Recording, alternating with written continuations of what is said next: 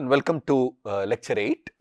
So, in our previous lecture we have introduced the concept of comparative statics, and we also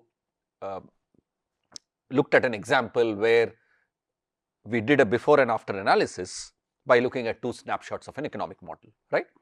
I also hope that you have had a chance to take a look at these three exercises about what is the impact on the equilibrium price and quantity when there is a decrease in demand and a decrease in supply, or an increase in demand and a decrease in supply, or a decrease in demand and an increase in supply, right. Now, what I want to do is, I want to work with you this example which deals with a very simple public policy decision, right. So, for example, suppose we are told the following, right. So, we are told that there is an initial demand curve and supply curve which is given by the following equation: 15 minus 2p is the demand curve and minus 6 plus 5p is the supply curve, right. So, to make space, let me put that again. So, the demand curve is 15 minus 2p and the supply curve is minus 6 plus 5p, right. This is the initial condition.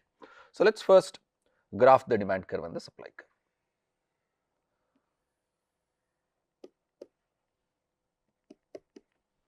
Now, recall to draw the demand curve. So, this is a downward sloping line. I need 2 points. At p equal to 0, quantity demanded is 15. At p equal to 7.5, the quantity demanded is 0. So, this is my demand curve,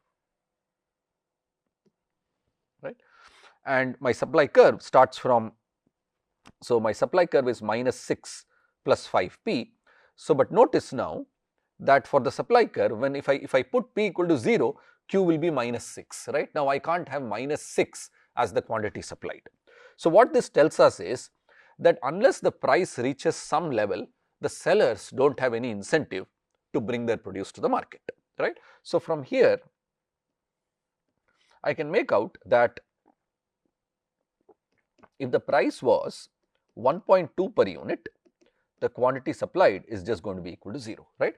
So, 6 divided by 5 is 1.2. So, the price has to be 1.2 for the sellers to have any incentive to bring their produce to the market. So, this is my original demand curve and this is my original supply curve, S1. So, let us first compute, so let us first do the before analysis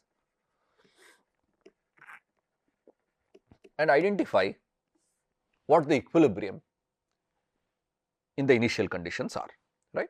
Now, this is simple. All I need to do is to find the equilibrium price at which quantity demanded is equal to quantity supplied. So, let us say P1 is the price. So, suppose at P1 I have 15 minus 2 P1 equals minus 6 plus 5 P1. So, that tells me that 7 P1 equals 21 and the price is 3, right. So, this is rupees per ton and rupees per millions of tons, let us say, and this is in millions of tons, okay. So, the equilibrium price is 3 rupees per millions of ton, and the equilibrium quantity is, I can substitute this price P1 into either the demand curve or the supply curve, right. So, 15 minus 6 will give me 9 from the demand curve, minus 6 plus 15 will also give me 9 from the supply curve.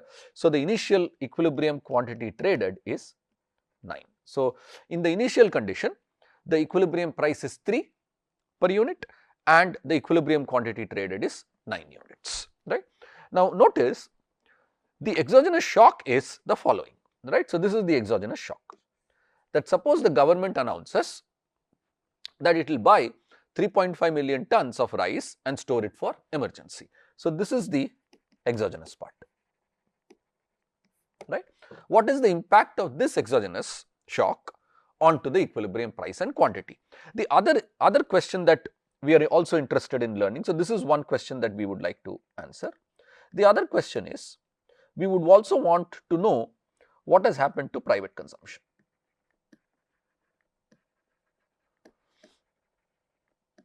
What has happened to private consumption after the government intervention.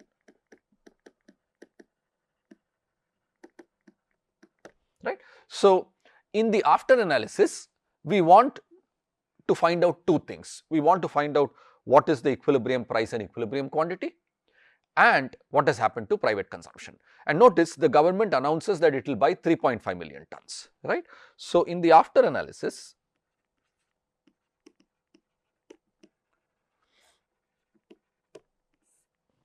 what do we know? So, the government is buying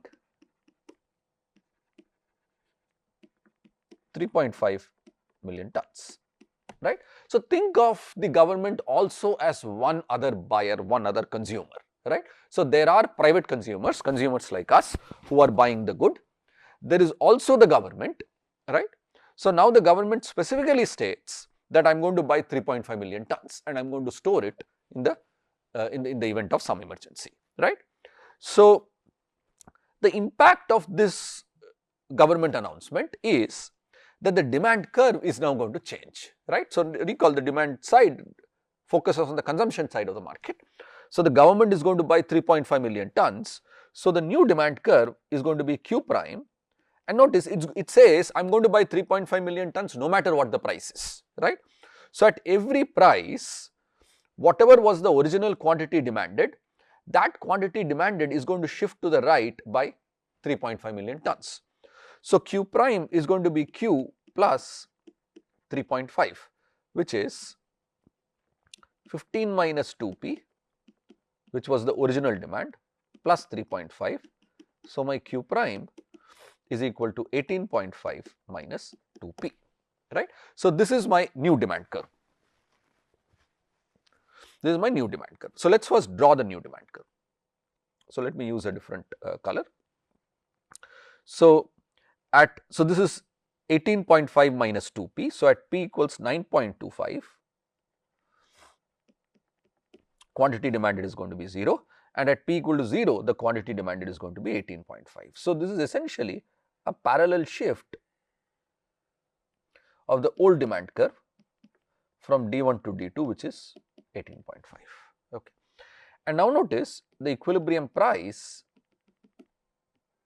has changed and the equilibrium quantity also has changed, right.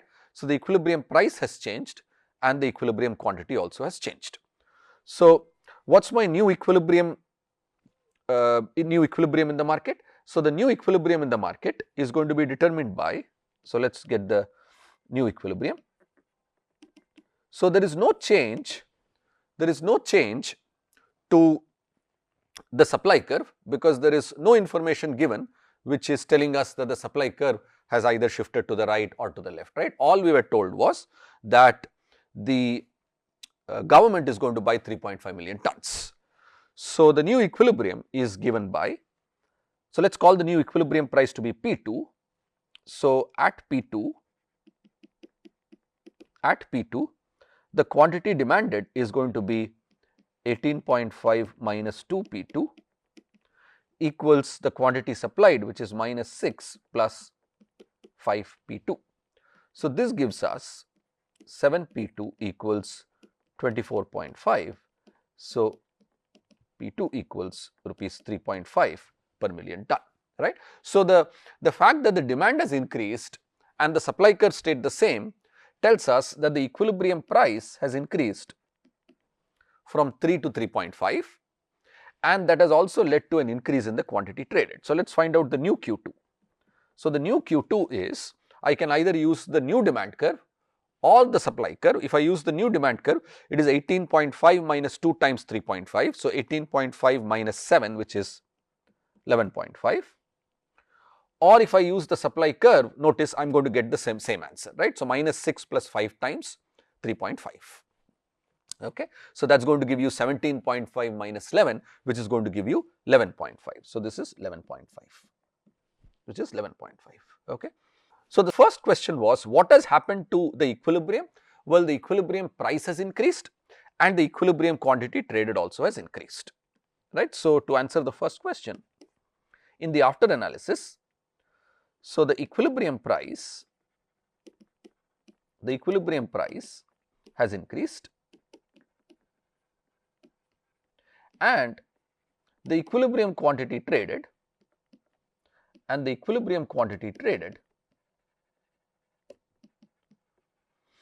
also has increased, right. So, both the equilibrium price and the equilibrium quantity traded has increased. Okay. So, all that we notice, all that we did was we analyzed which way the demand curve or the supply curve is going to shift. That is all we did, right. Now, let us look at the other interesting part, which is what has happened to private consumption after the government intervention. Now, notice the demand curve D1 was my old demand curve, right. So, think of that as the demand curve which belonged to the consumers, right. The demand curve D2 was the D1. So, this D2 essentially was the old D1 plus the government deciding to buy 3.5 million units, right. So, to avoid confusion, let me not use the D here. So, this D2 recall was obtained by getting Q2 equals Q1 plus 3.5, right. So, to avoid confusion. Okay. Now, the effect of that was that the equilibrium price has increased. Now, if the price has increased, what has happened to the quantity demanded by the consumers? Well, previously at a price of 3 rupees per unit, the quantity demanded was 9 units, right, 9 million tons rather. Now, when the price has increased, private consumers, so this demand curve D1 belongs to the private consumers, right, they will walk along their demand curve and the quantity demanded would have decreased from 9 to some smaller number, right. So, what has happened to private consumption? Well, the new private consumption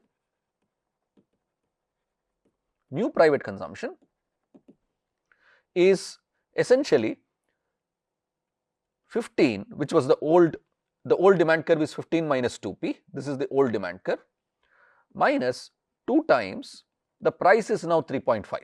So, 15 minus 7, which is 8 million tons, right. So, the new quantity demanded by private consumers is 8 million tons. Then the government procures 3.5 million tons. Notice the horizontal gap between the black and the red line is 3.5. So, the private consumers are buying only 8 million tons. The government procures 3.5 million tons, which adds up to 11.5, which was the equilibrium, right. So, what has happened to private consumption? So, private consumption has decreased. Consumption has decreased from 11.5 million tons to 8 million tons. So, the private consumption has decreased from 8.5 million tons to 8 million tons. This is sometimes also discussed as government consumption may crowd out private consumption, right. So, if you come across this term, what it means is that the presence of the government wanting to buy and store the goods, right, is going to alter the demand curve. That new demand curve and the supply curve is going to lead to a new price. In this case, the price unambiguously increases. While the overall quantity traded has increased, 3.5 million tons of those 11.5 is actually going to be purchased by the government. Alternatively, I could have also come to the same conclusion by looking at this Q2 equals to 11.5, and I could have figured out that the private consumption of these 11.5, 3.5 is going to be taken by the government. So, the private consumption is going to be 11.5 minus 3.5, which is 8 million tons, which is what we also got here, right. So, the presence of the government intervention, the presence of the government rather for wanting to buy some amount of goods has actually decreased the private consumption. Why has what is the source for that? The source for that is that the equilibrium price increased. Why did the equilibrium price increase? Because the demand curve shifted to the right. Why did the demand curve shift to the right? Because the government wanted to purchase 3.5 million tons, right. So, notice this is a very simple application of comparative statics to figure out what has happened to the equilibrium price after an exogenous shock has happened to the system. Okay. Now, so I will finally close this discussion of comparative statics by looking at, so notice there were three questions that we listed, right. What determines price? We have answered that in the context of a simple example of the market for pencils. Then we asked, why does the price change? Well, price changes if either the demand curve or the supply curve or both have changed, and we have used comparative statics to figure out what is the direction in which the price and the quantity have changed. And the third question was, what explains a particular trend in price, right. So, suppose I look at the prices of laptops or computers, right. So, let me broadly classify them, call them as computers, though computers could differ between the laptops, the desktops, there are these tablets, right. So, there could be a wide category of these goods, but I am just going to broadly classify them as computers. And suppose I look at a particular trend in the price of computers, and I look historically as what has happened in the price of computers. Now, notice if I look at, so the objective is what explains a particular trend in the price of a good.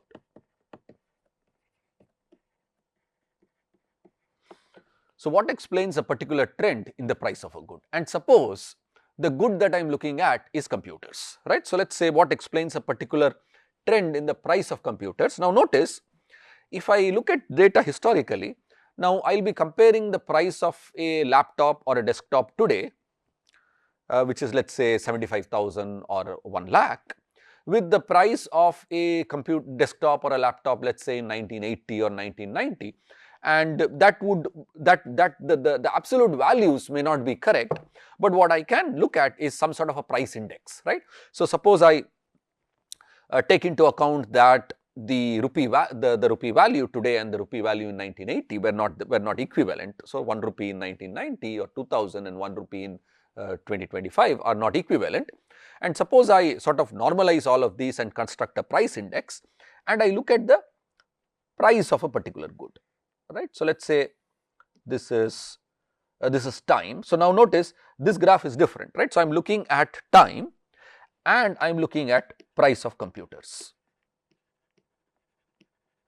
right. So, this is some index, some price index.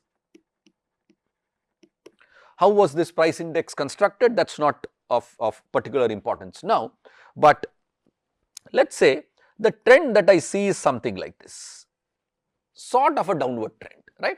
There are these places at some point where the price has increased, possibly there is these cases, but overall if I were to look at the trend in the price, I would know that broadly there is going to be this downward trend, right. So, if I look at two snapshots, which is let us say the snapshot at 1990, let us say, and the price index was somewhere here, and if I look at a snapshot here, let us say at 2025, and I see that the price is somewhere here, right. So, I see a downward trend in the price, and I want to understand what explains this particular downward trend in the price. Now, notice we can use comparative statics.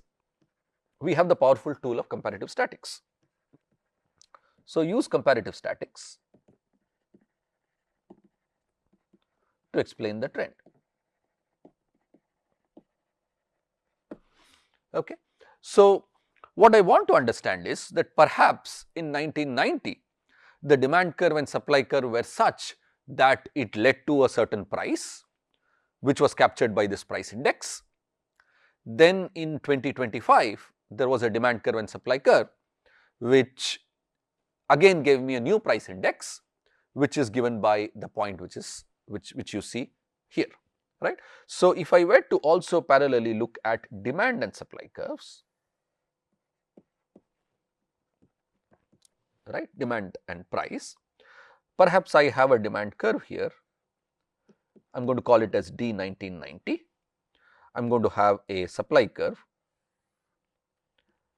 1990. These are not drawn to scale, of course, and I get the equilibrium price, which is P 1990. And let us say this is some price index which I am capturing here. Okay.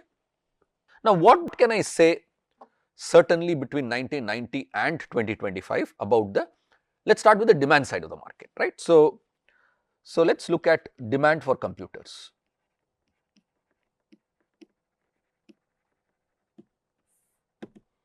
Between 1990 and let us say now 2025, right. So, I am looking at these two snapshots. So, what can I say about the demand for computers over this time period? Now, for sure demand has increased, right. Between 1990 and 2025, we know for sure that demand for computers have increased. Multiple reasons for it, right. So, one is there has been an increase in population. So, recall some of the factors that altered the demand side of the market. So, increase in population, right.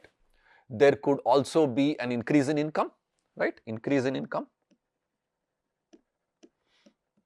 of consumers, right. Computers are normal goods, greater my income, greater is the demand for the good.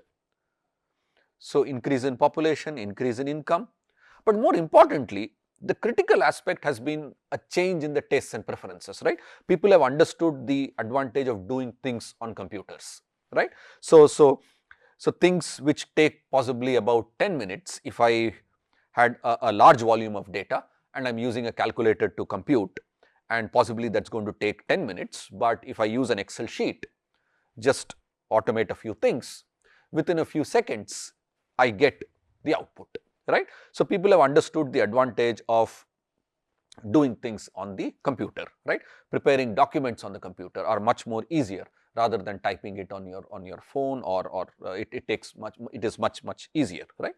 So, tastes and preferences have changed.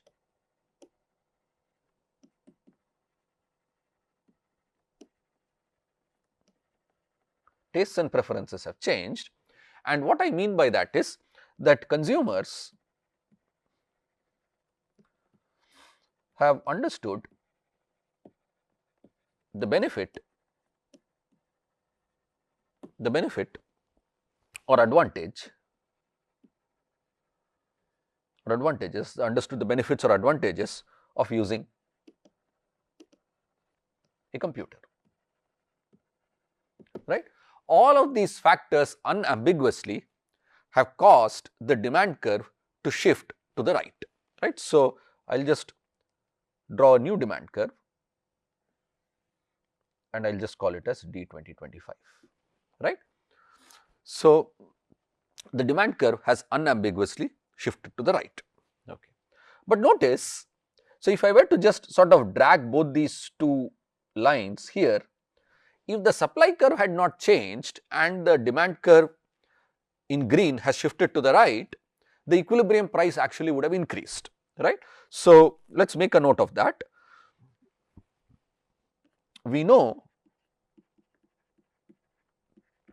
that an increase in demand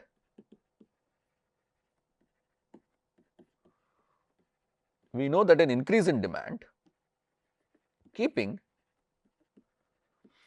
supply fixed, right. If I do not alter the supply curve and I had kept it at S 1990, a shift in the demand curve to the right would have caused the equilibrium price to increase. We know that an increase in demand keeping supply fixed will cause the equilibrium price to increase. But that is not what the trend says, right. The trend clearly says that there has been this decrease in the price, right. I can see that the price index has actually gone down over time. So, something other than the demand also has changed, and in this case the only other thing is the supply side, right. So, which means that the fact that the price index has decreased the fact that the price index has decreased implies that the supply of computers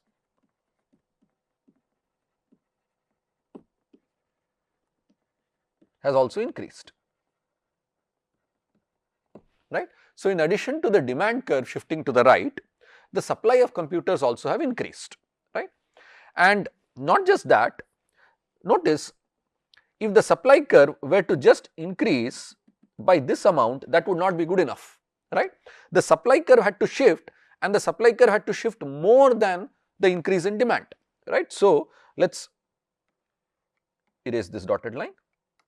The supply curve had to shift, and the supply curve had to shift by more than the increase in demand. So, this would be S 1990, in which case now notice that the equilibrium price has gone down, right. So, what our comparative statics analysis tells us is that the supply has also increased, and importantly supply has increased by more than the increase in demand.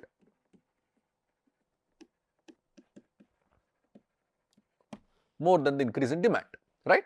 Now, what are factors that would, and is that expected, right? Is this what we would expect, that between 1990 and 2025 supply has increased? Well, the supply has increased primarily because there are now more number of sellers, more number of producers, more number of sellers producing and selling computers, right. So, that has unambiguously caused the supply curve to increase, right. And in fact, newer firms have entered the market,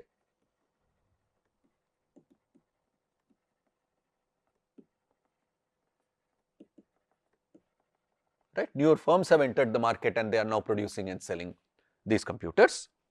Also notice that some of the critical inputs in the production of computers have actually gone down. The price of inputs in the production of computers have gone down. In fact, technology has improved, right. So, technology is an important factor that influences the supply side of the market. So, price of semiconductor chips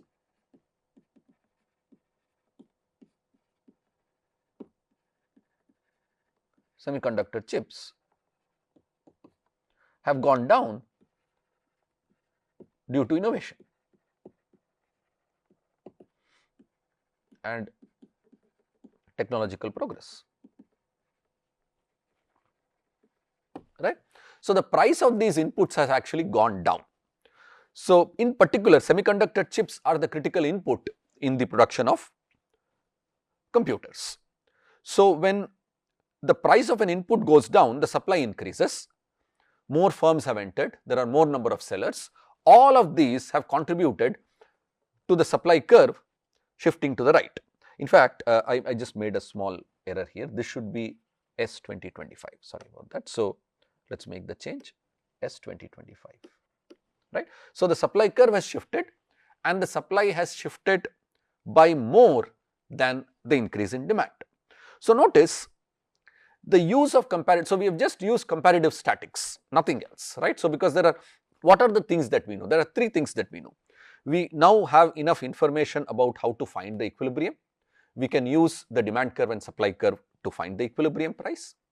Then we know what the exogenous shock to the system is. Is there an increase in demand, increase in supply? And then we do an after analysis and we find what is the new equilibrium price, new equilibrium quantity.